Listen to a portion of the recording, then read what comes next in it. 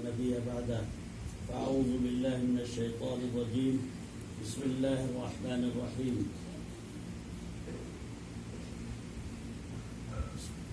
قال الله تبارك وتعالى في القرآن المجيد والفرقان الحميد والعصر إن الإنسان لفي خسر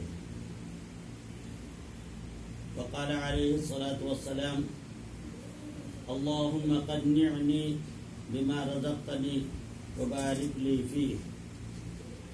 حضرات سامعین کرام اور برادران اسلام، محترم بزرگوں اور دوستوں، ایام حج گزر چکے ہیں. ابھی محرم کا مہینہ عنقریب شروع ہونے والا ہے. اللہ کے نبی صلی اللہ علیہ وسلم نے فرمایا کہ انسان دنیا کے لیے بڑا حریص ہے. حالانکہ دنیا اللہ تعالیٰ نے جتنی مقدر میں اس کے لکھی ہے اتنا ہی ملے گی. البتہ اللہ تعالیٰ سے دعا یہ کرنا چاہیے، اے اللہ ہمیں برکت عطا فرما. مال کی وسعت کی دعا کبھی نہ کرے، کیونکہ مال جو ہے وبال جنجان ہے. مال جان کا مصیبت ہے جان کے لیے، کیونکہ خالی اللہ کے نے فرمایا کہ مال کی مثال ایسی ہے جیسا کہ ناگ سانپ.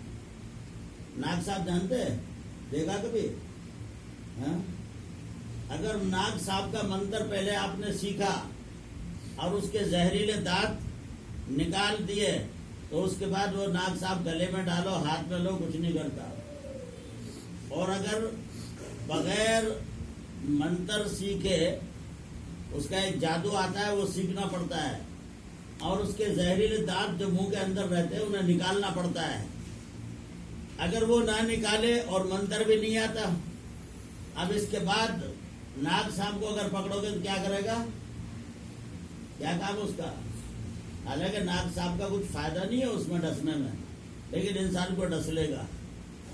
یعنی ناگ سانپ کو کچھ نہیں ملتا اس سے. مثال تو ایک آدمی شکار کر رہا ہے تو کم سے کم کھانے کو گوشت تو ملے گا اس کا، ہرن کا یا خرگوش کا یا اس طرح سے بہت سارے حلال جانور ہیں ان کا، لیکن ناگ سانپ کا کچھ فائدہ نہیں. تو فرمایا کہ مال بھی ناگ سانپ کی طرح ہے. اگر مال کی منتر تم نے سیکھ لیا اور اس کے مال کے اندر برائی جو ہے اسے نکال دے تو پھر مال کتنا بھی آ جائے وہ نقصان نہیں دیتا. حضرت علی کرم اللہ وجہ کا مقولہ ہے، فرمایا کہ اگر کسی شخص کے پاس صرف 1 روپیہ اور کچھ بھی نہیں ہے، رہنے کو گھر نہیں ہے، اس کے بچھانا اوڑھنا بھی نہیں ہے، پلنگ بیرو مسہری بھی نہیں ہے، کھانے کو 1 لقمہ بھی دانا نہیں ہے، صرف 1 ہی روپیہ اس کے پاس، لیکن اس روپیہ سے اس کا برائی کے کام کرنے کا ارادہ ہے. جیسے شراب پینا ہے مجھے، برائی کے کام کرے گا اس روپیہ سے، وہ پکا دنیا دار ہے. وہ کیا ہے؟ وہ پکا دنیا دار ہے. اور دوسرا شخص ایسا ہے جس کے پاس دنیا کی پورے مالیت ہے، پوری دنیا کی دولت اس کے پاس اللہ نے دے رکھی ہے، ہزاروں لاکھوں کروڑ کا مالک ہے، لیکن اللہ کے حکم کے اوپر وہ چل رہا ہے، اللہ کے احکامات کو پورا کر رہا ہے، تو وہ پکا دیندار ہے، وہ متقی ہے. معلوم ہے مال نہ تو اپنے ذات کے اعتبار سے نقصان دہ ہے اور نہ مال اپنے ذات کے اعتبار سے فائدہ پہنچانے والا ہے، اس کے استعمال کے اوپر ہے. تو اس لیے برکتوں کی دعا کرو، نہ یہ کہ وسعت کی دعا. اور اپنی لمبی عمر کی دعا مت مانگو، اپنی صحت کے لیے دعا مانگو، اللہ صحت کے ساتھ رکھے. اب لمبی عمر مل جائے، آدمی پڑا ہے بیچارہ بچھانے پہ، نہ اپنا پاکی صفائی حاصل کر سکتا، نہ کپڑے بدل سکتا، نہ کھانا کھا سکتا اپنے ہاتھ سے، دوسروں کا محتاج ہے، دوسرا آگے کھلائے تو کھانا، دوسرا آگے صاف کیے تو صاف ہونا، ورنہ تو پڑا ہوا ہے. ایسی زندگی سے کیا فائدہ جی؟ تو اس لیے حضرت خضر کو بہت لمبی زندگی اللہ نے دی ہے. ہاں، ان کی زندگی کئی ہزار کیا لاکھوں کروڑ سال کی ہے، لیکن انہوں نے صحت مانگی تھی. پہلے آب حیات ایک پانی آتا ہے، آپ لوگ سنے نہیں سنے؟ وہ پانی جو پی لیتا ہے اس کو پھر لمبی عمر ملتی ہے، قیامت تک کی عمر. تو حضرت خضر علیہ السلام کو پانی مل گیا تھا، پی لیا تھا، اور ماشاءاللہ آج بھی موجود ہے. مل بھی جاتے کسی کسی کو، وہ بھٹکے ہوئے کو راستہ بتاتے ہیں. اور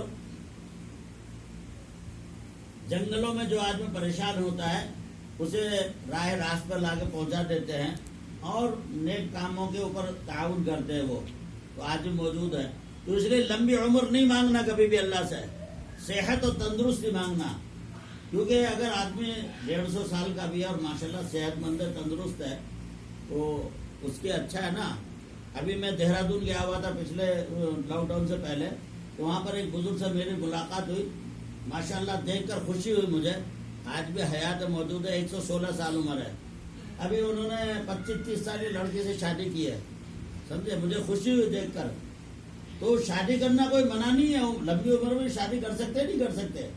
ہاں, حضرت سلمان فارسی رضی اللہ تعالیٰ عنہ کے انتقال سے 15 دن پہلے شادی کیے تھے انہوں نے, سمجھ میں آئی. اور ان کا نام مفتی عبد الغنی صاحب ہے, اور بنگلور بھی 2 بار آ چکے, سمجھ میں آئی. الحمدللہ آج بھی اتنے صحت مند تندرست ہے, کھڑے ہو کر نماز پڑھتے ہیں, سمجھے. پیدل بھی چلتے تھے, اب تو بیچارے تھوڑا پیر میں تکلیف ہے, سمجھ میں. تو میں خود ملا ان سے. تو لمبی عمر نہیں مانگنا اللہ سے, صحت اور تندرستی مانگنا. مال کی وسعت نہیں مانگنا بلکہ برکتیں مانگنا. برکت الگ چیز ہوتی ہے اور کثرت الگ چیز ہوتی ہے. مثال کے طور پر ایک بزرگ سے کسی نے پوچھا, حضرت میں بہت پریشان ہوں اور میرے پاس کھانے پینے کی تکلیف ہے اور میرے پاس مال و دولت نہیں ہے, میرے پاس بہت سی تکلیفیں ہیں. انہوں نے فرمایا کہ بھائی اللہ سے برکت کی دعا کرو. 2 چیزیں فرمائی.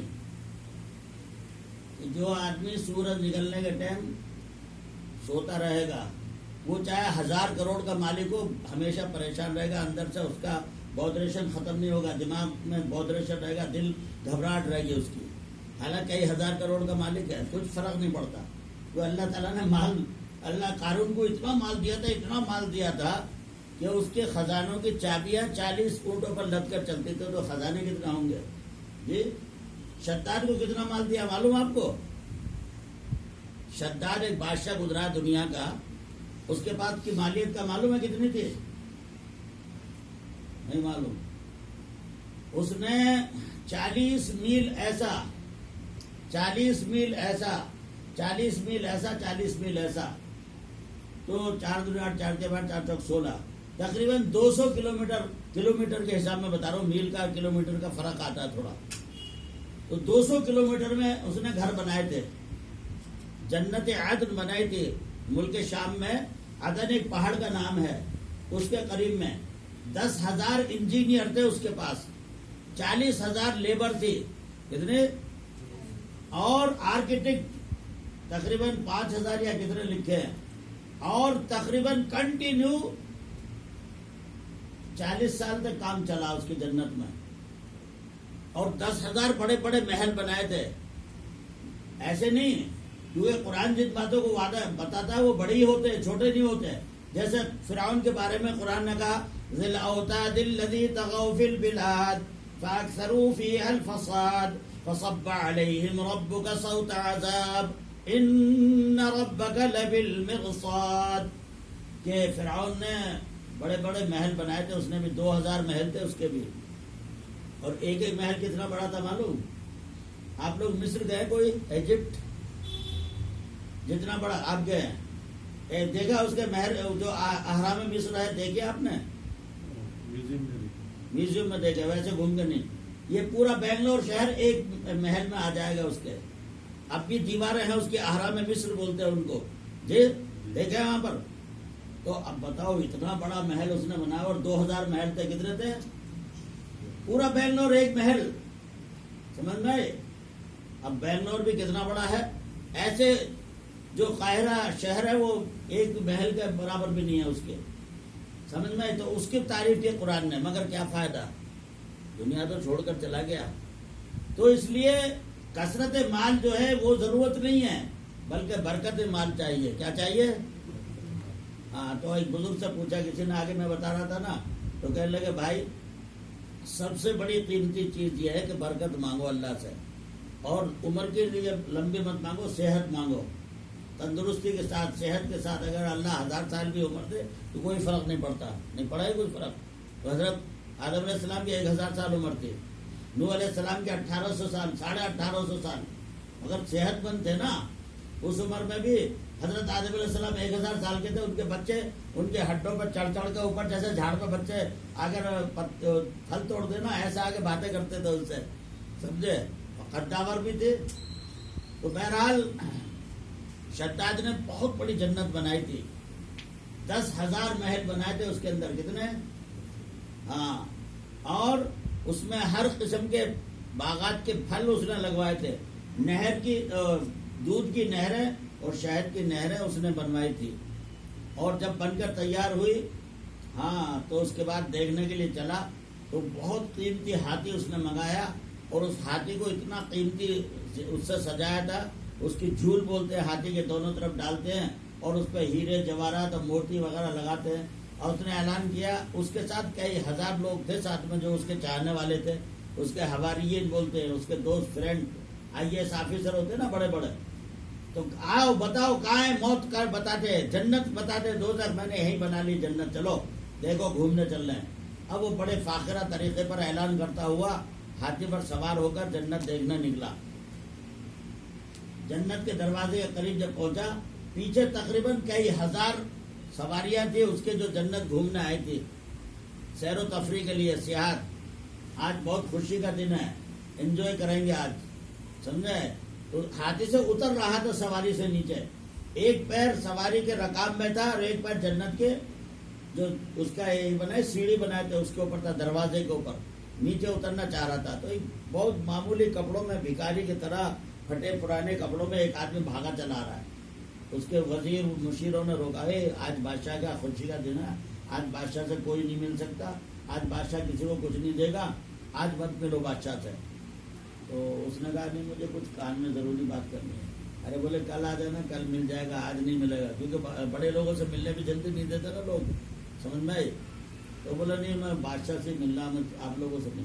ارے ہم سے بول دے کچھ دینا تو ہمیں لے کر بھیج دیں گے. تیرے بھولیا بتا رہا کپڑے کا، تیرے پھٹیچر ویسی دکھ رہا ہے، کپڑے بھی اچھے نہیں ہیں. اس لیے کسی آدمی کو کبھی حقیر نہیں سمجھنا. کسی آدمی کو ہاں ہو سکتا ہے گدڑی کے اندر بھی لال ہوتے قیمتی، ہاں تو اپنے آپ کو فخر نہیں کرنا، میں بڑا ہوں، میں علم والا ہوں، میں مال والا ہوں، میں وجاہت والا ہوں، میں طاقت والا ہوں، نہیں سمجھنا کبھی بھی. تو کہا مجھے بادشاہ سے کچھ ضروری بات کرنی ہے.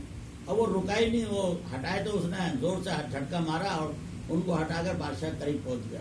اور جیسے بادشاہ اترنا چاہ رہا تھا، ابھی اترنا ہی پہلا پیر نیچے سیڑھی پر تھا، ایک ابھی سواری کے اوپر تھا، کان میں آ کر بولا ہے بادشاہ میں ملک الموت ہوں، میں فرشتہ ہوں موت کا اور تمہاری روح نکالنا آیا ہوں. اتنا سنتے پسینے چھوٹ گئے اسے، ایسا گھبرایا. بولا اتنے لوگ ہیں پیچھے میرے، کتنے سارے، ان میں کسی کے لے لے، آج مجھے چھوڑ دے. کم سے کم 40 سال سے کام چل رہا ہے، جنت بنا رہا ہوں، اب اتنی قیمتی جنت میں نے بنائی ہے، کم سے کم اسے تو گھوم لو. بولا نہیں اللہ کا حکم نہیں ہے گھومنے کا، بس دور سے دیکھی وہی کافی ہے. اب بس کیونکہ اذا جاء اجلها لا يستأخرون ساعة ولا يستقدمون. جب کسی کی موت آتی تو ایک سانس پہلے بھی نہیں آتی، ایک سانس بعد میں. قطروں کے حساب سے پانی پینے کا ہمارا جو حساب لکھا ہوا ہے، سانس کتنے لینے وہ بھی لکھے ہوئے ہیں، غلے کے دانے کتنے کھانے وہ بھی سب لکھے ہوئے ہیں، فروٹ کتنا کھانا وہ بھی سب، نہ اس سے زیادہ لے سکتے نہ کم. اب یہ بڑا گھبرایا، بڑا پریشان ہوا. بولے نہیں، یہ تو جیسا اللہ نے مجھے حکم دیا ہے اسی سانس میں، کیونکہ تمہارا آخری سانس اتنا ہی ہے، جتنے سانس تمہیں لینے تھے ہو چکے پورے، اب نہیں. اب یہ بڑا پریشان ہوا. ویسے نہ کہتے کہ وہ فرشتہ دیکھتا نہیں ہے، لیکن اس وقت دکھا دیا اللہ نے سب کو تاکہ سبق مل جائے. ہاں جو لوگ غریبوں کو، پھٹیچر لوگوں کو، ویسے سارے پھٹیچر اچھے بھی نہیں ہوتے، ان میں خراب بھی ہوتے ہیں، میں نہیں کہتا، لیکن ان میں کبھی کبھی گدڑیوں میں لال بھی ہوتے ہیں، سمجھ میں آئی. تو اس لیے کبھی کسی کو حقیر، فقیر اور ذلیل نہیں سمجھنا، اپنے آپ کو اچھا نہیں سمجھنا کہ میں اچھا ہوں یہ خراب ہے. اللہ کو معلوم کون اچھا ہے کون خراب ہے. نہیں، اس کا یہ فیصلہ تو قیامت کے دن ہوگا کہ جب اللہ فرمائیں گے سب کے سامنے جاؤ ان کو جنت میں لے جاؤ اور یہ جہنم میں جائیں گے. اب جہنم میں جو جائے گا وہ اچھا ہے؟ کوئی جہنم میں جانے والا اچھا ہے؟ بولو. دنیا کے اعتبار سے مال والا ہوگا، بہت بڑے مکانوں کا مالک ہوگا، سب کچھ ہوگا، لیکن وہاں تو پتہ چلے گا فیصلہ جب ہوگا. وَامْتَازُوا الْيَوْمَ أَيُّهَا الْمُجْرِمُونَ. اللہ فرمائے گا اے گنہگارو میرے نیک بندوں سے آج الگ ہو جاؤ. تو بہرکیف جیسے ہی اتنی بات بولے اس کے بعد انہوں نے کچھ نے سنا, روح نکالی, دھاڑ سے بجائے سیدھا کھڑا ہونے کا زمین پر لیٹ گیا. اب لوگوں میں ہلچل مچ گئی, کیا ہوا شداد کو, کیا ہو گیا شداد کو؟ دیکھا تو زمین پڑا, سانس ہی نہیں ہے اس کا, ختم. جنت بنے, آج بھی اس کی جنت ہے, عدن پہاڑ کے پاس ہے, ان کے شام میں ہے, سمجھ میں دیکھ نہیں سکا. تو اس لیے مال کی برکت مانگنا, برکت الگ چیز ہوتی ہے اور وسعت الگ چیز ہوتی ہے. یعنی کوانٹٹی بہت ساری بڑھاتی مال کی. مثال کے طور پر ایک آدمی بیچارہ 1000 روپے کماتا ہے, مگر 1000 میں خوش ہے بہت, کھا رہا ہے, پی رہا ہے, مزے کر رہا ہے. ایک آدمی 1 لاکھ روپے کما رہا ہے مگر 1 لاکھ میں پریشان ہے وہ. تو بتاؤ وہ اچھا ہے 1000 کمانے والا یا 1 لاکھ کمانے والا اچھا ہے؟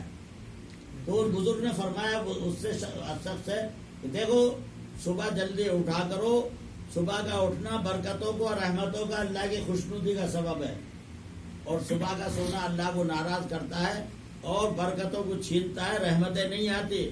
کما تو سکتے دنیا جتنی چاہے لیکن تمہارا سکون اندر کا نہیں ملے گا, سمجھ میں. اور پھر مثال دے کر فرمایا کہ دنیا میں کتے کتنے ہیں؟ کہا بہت کم دکھتے ہیں, کہیں کہیں پر ایک آدھ دکھتا ہے, لیکن وہ کتی کتنے بچے دیتی ہے؟ 12 دیتی ہے کتی.